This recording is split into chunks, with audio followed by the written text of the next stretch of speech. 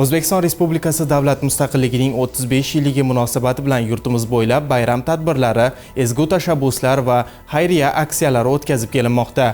Ana shunday tadbirlardan biri Vaqf xayriya jamoat fondi Toshkent viloyati filiali tomonidan tashkil etildi.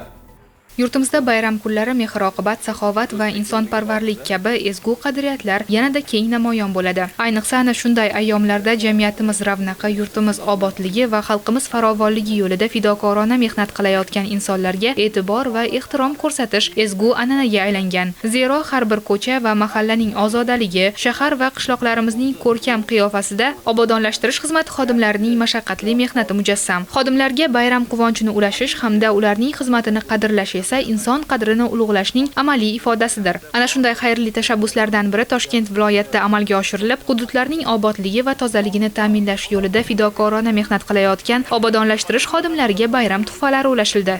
Turli sohalar vakillari, nafaqat bitta sohaga oid, barcha sohaga oid vakillardan ehtiyojmand oilalar tanlab olinib, ularga bayram shukuhi, xonadonlariga xursandchilik, bayram sururi kirib borishligi ta'minlanyapti.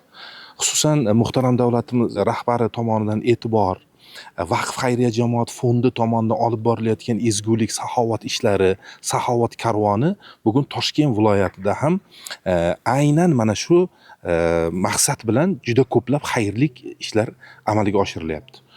Shular qatorida bugun ko'chalarni obodonlashtirilayotgan, sizu bizlarni bir ozodaligimizga, pokligimizga xizmat qilib, kechani kecha demasdan, issiqni issiq, sovuqni sovuq demasdan xizmat qilayotgan soha vakillari, yo'l obodonlashtirish, ko'chalarimizni obodonlashtirish vakillariga ham e'tibor qaratilyapti va ularga ham Vaqf xayriya jamoat fondi tomonidan bayram tuhfalari, bayram sovg'alari, ularning ham qalblariga bir xushnudlik, iliqlik, bayram bir kayfiyati yetib borishligi ta'minlanyapti. Mazkur xayriya tadbirida obodonlashtirish sohasida faoliyat yuritayotgan, o'zining halol va mashaqqatli mehnati bilan hududlarimiz obodligiga munosib hissa qo'shib kelayotgan xodimlarga oziq-ovqat mahsulotlaridan iborat bayram sovg'alari topshirildi. Xususan Nurafshon shahridagi Said ibn Vaqqos jome masjidida 100 ta, Zangiota ziyoratgohida esa 50 ta oziq-ovqat mahsulotlari to'plami o'z egalariga yetkazildi. Mazkur xayriya tashabbusi viloyatning boshqa tuman va shaharlarida ham davom ettirilib, jami 700 nafardan ziyod xodimga bayram tuhfalari tarqatildi.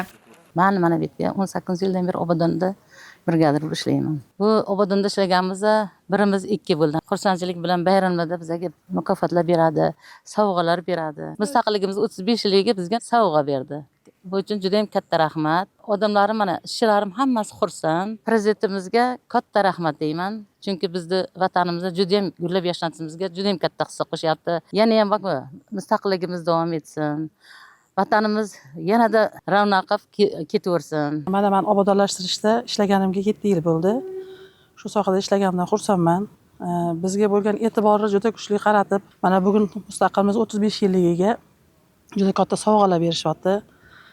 Avvalambor yurtboshimizga, rahbariyatimizga, hammalarga rahmat katta. Tadbir davomida yurtimizda tinchlik va osoyishtalik, obodlik va farovonlikni ta'minlashda o'zining halol mehnati bilan munosib hissa qo'shib kelayotgan obodonlashtirish xodimlariga samimiy ehtirom va minnatdorlik bildirildi. Ularning kundalik faoliyati ko'pincha ko'zga oddiy yumushdek ko'rinsa-da, aslida shahar va qishloqlarimizning fayzli, ozoda hamda ko'rkam bo'lishida o'z hissalarini qo'shadilar. Aynan ana shu fidoyilik tufayli aholi uchun qulay va munosib yashash muhiti yaratiladi. Shu bois ularning mehnatini qadrlash va e'tirof etish jamiyatimizda inson qadriga bo'lgan yuksak e'tiborning muhim ko'rinishidir.